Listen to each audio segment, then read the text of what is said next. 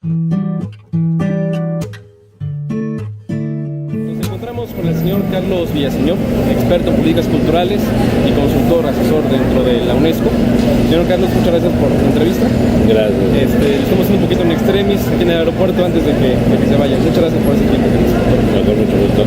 Con respecto al tema cultural, ayer tuvimos una pequeña conferencia en Tlaxcala sobre las propuestas de cuál sería la Agenda 2030 con respecto a la aplicación de la cultura en México y, por supuesto, cuál sería la forma de buscar los mejores estándares para la seguridad dentro del país. Sin embargo, desde una perspectiva conceptual, dentro de la semiótica, ¿cuál sería la perspectiva que se tiene de México como signo cultural? ¿Cuál es la lectura que hace el intérprete con respecto al objeto México? ¿Cuál es la percepción de México como cultura dentro de México y hacia el extranjero? Tal vez vista desde la UNESCO y en este caso México vista por la sociedad. Bueno, no hablo a nombre de la UNESCO desde luego, sino desde un punto de vista muy personal, pero hoy el término México, mientras hace unos años se veía desde fuera, desde esta riqueza cultural un poco sobrada que se imponía, que se ostentaba, muy cercana a la tradición familiar, muy cercana a la creatividad y a la diversidad de las expresiones culturales. Hoy me parece que se está viendo un poco modificada, entre otras cosas porque en los hechos están llegando al exterior noticias de México y habitualmente los noticieros no siempre transmiten las mejores noticias. Y curiosamente la parte de México que hablaba de la creatividad, de los valores, de la diversidad, ha dejado de estar presente. Durante los 30 la radio tuvo una presencia notable en el continente latinoamericano. Posteriormente la televisión, era notable la presencia de los programas, de las telenovelas, de los programas de entretenimiento mexicanos, y hoy han dejado de estar presentes. Entonces, en ese orden de ideas, la imagen que se está construyendo en México surge principalmente a partir de las noticias y lamentablemente no han sido muy buenas en este momento. Y desde dentro, el nombre de México, lo que significa México, significa mucho orgullo por la identidad, mucha sensación de capacidades, pero un poco ya desviadas por el ironismo y por cierto orgullo por la capacidad de abuso que se pueda tener en un momento dado. Muy bien. Con respecto a esta percepción interna de lo que es México, ¿existe algún tipo de amenaza, o mejor dicho, si hay algo que defender dentro de las tradiciones que nos hacen como México, la perspectiva cultural? ¿Hay algo que proteger? ¿Hay algo que conservar dentro de esas tradiciones? ¿O bien la dinámica de la cultura en sí misma da por sí las condiciones presentes de la cultura en México? Mira, el ejercicio de la libertad cultural de las personas que habitan en México permite que la cultura, que las culturas, que la cultura individual y la suma de las culturas como un todo social se muevan de manera libre y sin que podamos necesariamente predecir hacia dónde van.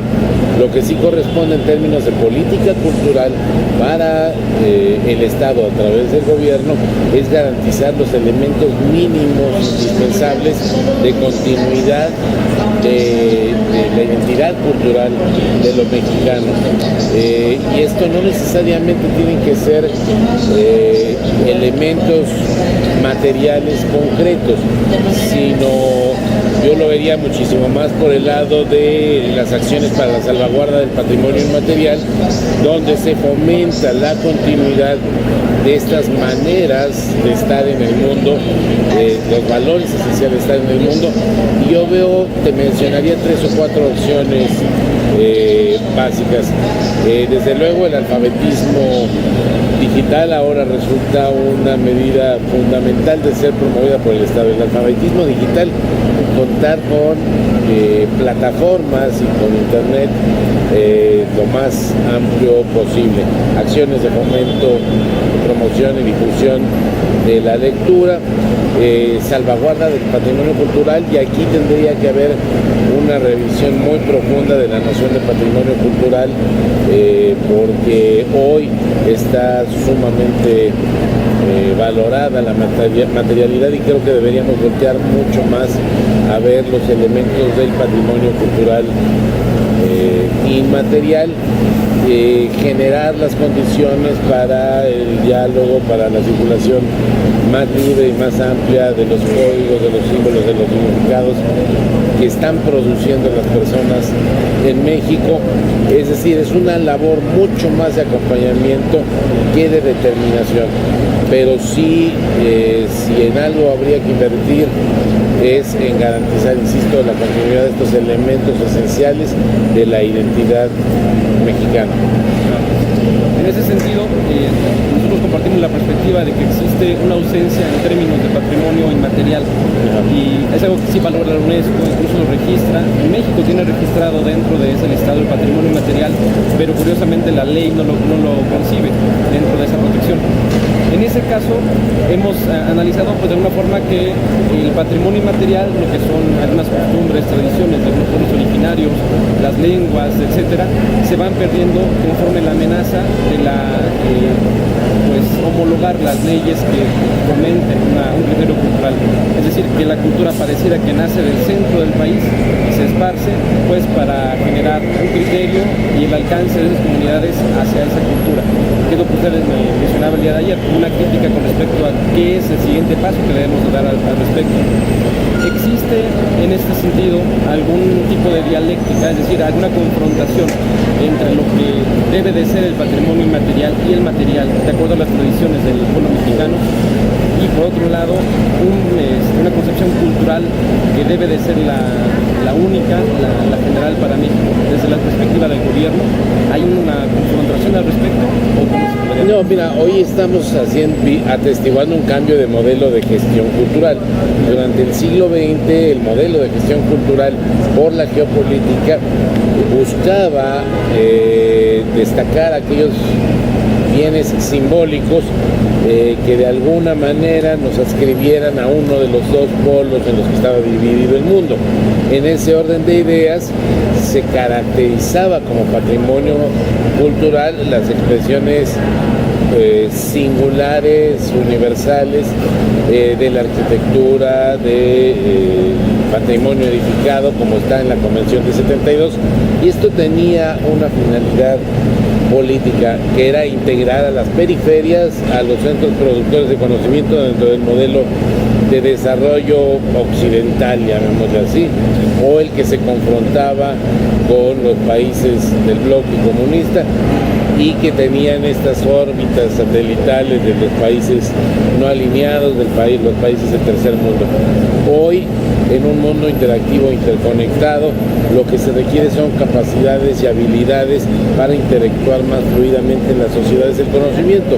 Y en ese sentido, lo que se privilegia es el pleno ejercicio de los derechos culturales y la circulación de la diversidad cultural, de tal manera que las personas puedan, en ejercicio de su libertad cultural, apropiar aquello que es pertinente para alcanzar aquello que tienen razones para valorar.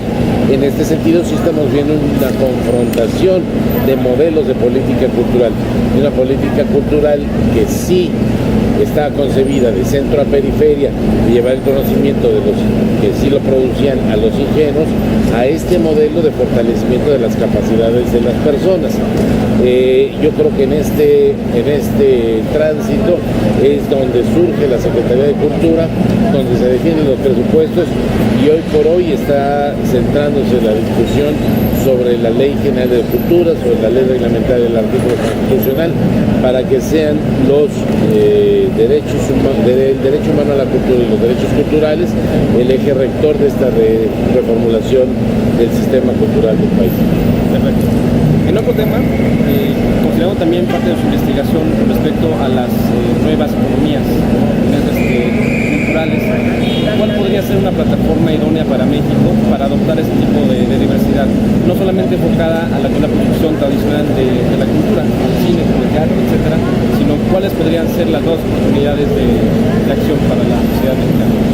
Bueno, México tiene una gran oportunidad de hacer circular su creatividad dentro del flujo mayor de las sociedades del conocimiento. Hay una capacidad, debido a que tenemos una multiplicidad de climas y una multiplicidad de organizaciones sociales, las soluciones de relación social y con el medio ambiente que se producen son muy diversas. Dicho de otra manera, tenemos expresiones culturales muy diversas en el país, expresiones del altiplano, de la zona desértica, de la selva, de la montaña, de las playas, y en este sentido México puede aportar una riqueza invaluable al flujo de las sociedades de conocimiento.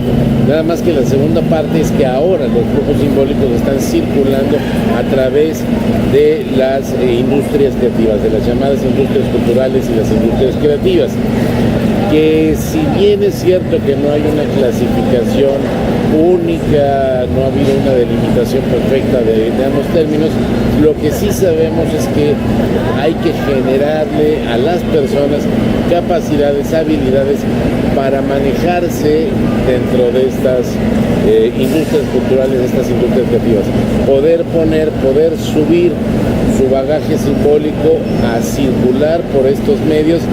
Y esto no significa bajo ninguna circunstancia que tengan que conceder, sacrificar, determinar su manera de expresarse, no, sino que tienen que aprender a circular por estas nuevas carreteras por donde está circulando lo simbólico.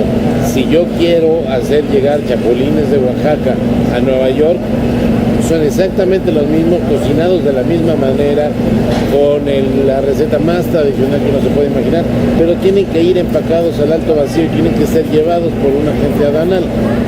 Esa es la gran diferencia. Hoy tenemos que considerar ese otro tipo de necesidades para hacer circular los códigos simbólicos en el mundo. Y bueno, en otro tema, con respecto a la cultura aplicada a la seguridad, tenemos testimonios del trabajo que usted ya realizó en este caso en Medellín, en Tijuana. Si nos pudiera compartir un poco de ese testimonio y si es viable también, o si existe algún escrito donde se puedan aplicar los modelos para ese tipo de trabajo cultural dentro de un grupo social en específico. Bueno, la tesis central es que, y lo observamos en Medellín, es que en un entorno de inseguridad las personas tienden a representarse con un destino posible muy acotado. Sus posibilidades de un futuro son muy cortas, se ven acotadas, se ven limitadas. En Medellín los muchachos se representaban solamente con el destino posible de ser sicarios o de ser capos de la droga, y por otra parte pensaban que no podían hacer cosas distintas que eso, y que en consecuencia podrían vivir a lo sumo 5 años más de vida buena, pero que no iban a trascender. Lo que hace la cultura, lo que hace la política cultural es ofertarles de manera pertinente otras nociones de vida buena, otras posibilidades de hacer cosas. Y si esto es presentado de manera adecuada y es pertinente para su realidad, en ejercicio de su libertad cultural, y soy muy puntual en eso, lo pueden apropiar, lo pueden integrar, pueden representarse de otra manera y en ese sentido generar condiciones de convivencia mucho más proactivas para el desarrollo cultural. No es magia, es un trabajo de diagnóstico, es un trabajo de profesionalización y de voluntad, porque también esto, no insisto, no es magia, hay que estar sobre ello, hay que ser constantes, hay que evaluar, hay que rectificar y hay que estar presentes escuchando a las comunidades. Y donde puedes encontrar alguna documentación de esto es tanto en mi página de Academia Edu, ahí estoy, o si no en mi página de videos en YouTube, que es de Cultura México, donde hay incluso algunas entrevistas a personas que en su momento fueron líderes en estos movimientos culturales de transformación en Medellín. Perfecto. Con respecto a esa información la dejaremos en los enlaces en la descripción del video para que tengan ahí la información a la mano. Y por último, si gusta dejarnos aquí al público que nos está viendo algún mensaje con respecto a esto que ya comentamos, cuál sería la aplicación, al menos dentro de la parte legislativa en México, con respecto pues a la aplicación de derechos culturales, a la nueva tendencia de economía cultural y desde luego la aplicación de la Agenda 2030 en políticas de México.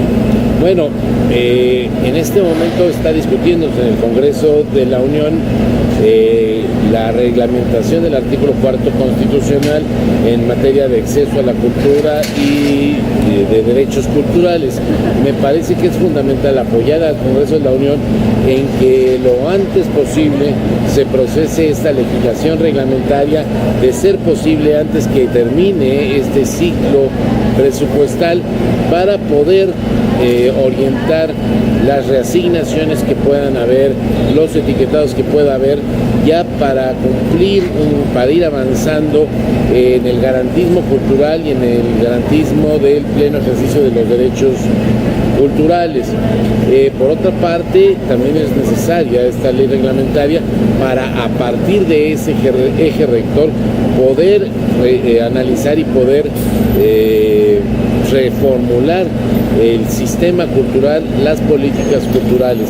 Estamos en un momento donde la falta de recursos es un hecho, tanto por el incremento de los costos del servicio de la deuda, como por la baja de los precios del petróleo. Vamos a contar con menos recursos. Lo que queremos es que esos recursos se apliquen de la mejor manera posible, no por criterios de los funcionarios, no por criterios u ocurrencias de los diputados o de negociaciones políticas coyunturales, sino que estén destinados a cumplir esto que tantas veces he mencionado, el garantismo cultural, el fomento al pleno ejercicio de los derechos culturales, y ya sobre esa base revisar las cuestiones de cuáles son las industrias culturales que debemos priorizar, cuáles son los canales de comunicación que debemos fomentar, qué plataformas debe construir el Estado mexicano para mantener la soberanía en la circulación de sus bienes simbólicos, cómo proveer un Internet que permita el acceso universal a los bienes simbólicos, en fin, ya sería una norma, un eje rector, un punto de partida a partir del cual ya definir la reordenación del sistema. Eso sería la gran prioridad en este momento a mi consideración. Bueno, muchísimas gracias de verdad por su participación. Gracias, tío. Gracias.